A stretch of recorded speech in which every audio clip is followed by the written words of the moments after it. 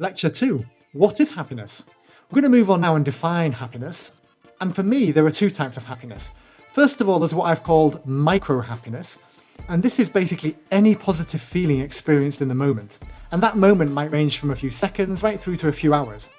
So here we're talking about things like the happiness you feel on the birth of your child or on your wedding day. It can also be the happiness you experience when you go for a coffee with a friend or when you give your friend a ring. It can be the happiness you experience when your favourite football team scores a goal. It can be the happiness you experience when you win a tennis match. It's those micro moments. Those moments we all experience when we feel happy in the moment. Then we've got something called macro happiness. And I've defined macro happiness as loving yourself and loving your life. And when I talk about gaining self-awareness as a gateway to happiness, I'm specifically talking about macro happiness. And that applies in general, by the way. Whenever I talk about happiness or being happy in any of my courses or any of my videos or books, unless otherwise stated, I do generally mean macro happiness. The happiness on the macro scale. Loving yourself and loving your life. So we're talking about gaining self-awareness as a gateway to loving yourself and loving your life. And when I say to love yourself, I don't of course mean in that arrogant, self-obsessed way.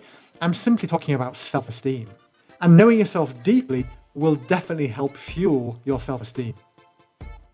Someone who loves themselves and is loving their life, in other words, somebody who has that macro level happiness, will also naturally experience lots of micro happiness moments. In other words, somebody who loves their life and is really happy in their life in general will of course also experience many happy moments. But it's also important to remember that it's possible to experience happiness in the micro while being unhappy in the macro. Now, to translate that into English for you, what I basically mean by that is that it's possible to experience happy moments even when you're not happy in your life as a whole. And the most classic example of that will be the fact that even people who suffer from depression still experience happiness on the micro level. That could be laughing at a joke or enjoying a special meal that they're having. But the point is, even people who are not enjoying their lives, they're not happy in their lives as a whole, still have happy moments. On the flip side, every person that I know who experiences happiness on the macro level also experiences unhappiness on the micro level, such as fleeting feelings of frustration, sadness, anger, and so on. And this is perfectly normal. What I'm basically saying there is that people who are very happy in their life, such as myself even, right now I'm very, very happy in my life, they still experience negative emotions. There is no such thing as feeling amazing all the time. Even the most happy people in the world still have moments, whether it be minutes or hours or even the odd day or two, when they feel down or depressed or sad or angry or frustrated or any other negative emotion. And that's perfectly normal. Knowing yourself will help achieve an incredible and abundant level of happiness, but don't ever think that will mean some kind of mythical continuous state of delirium, because that just doesn't exist. We're not talking about some magical world of rainbows and unicorns, and neither are we talking about some magical world where everything is perfect all the time. Being incredibly happy in your life still means that you will occasionally experience negative emotions. You will still occasionally feel sad, frustrated, angry, and so on, and that's perfectly normal. Multiple studies have shown just how important happiness is, but it's important to understand that studies into happiness have to be very careful to make sure that happiness really is the only variable being measured. For example, you might see a study that says happy people live longer than unhappy people.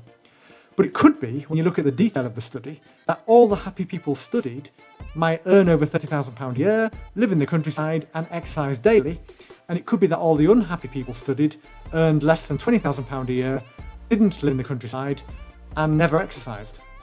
In other words, in that particular example, it might not be the happiness itself that is driving the longer life, it might be the fact that the happy people studied, lived in the countryside, exercised daily, and earned over £30,000 a year. So you do have to be very careful when you're looking at studies into happiness and the impact that happiness has. Good studies into happiness will, however, take account for all these other variables like income and lifestyle and healthcare and so on, and they will be able to narrow down the study so that happiness really is the only variable being measured. And to get back to my original point here, studies that have managed to control for everything else and have happiness as the only variable have still shown, beyond doubt, that happy people really do live longer than unhappy people. And that happy people have more physical and mental energy and are generally more productive in their lives. Studies have also shown that happy people are more confident and engaged in all aspects of their lives, including work, where they tend to get promoted faster. And that happy people have more friends and better networks. And if all that wasn't enough, a review of 225 studies in the Psychological Bulletin found that success is not the key to happiness, as has often been thought, but that if anything, happiness is the key to success. Happiness really is the key performance indicator of life. It's the only metric that matters.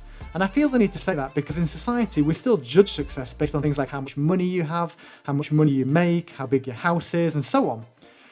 But be under no illusion, true success is to be happy. As a society, we really do need to redefine what we mean by success. And happiness begins with knowing yourself. In other words, happiness begins with self-awareness.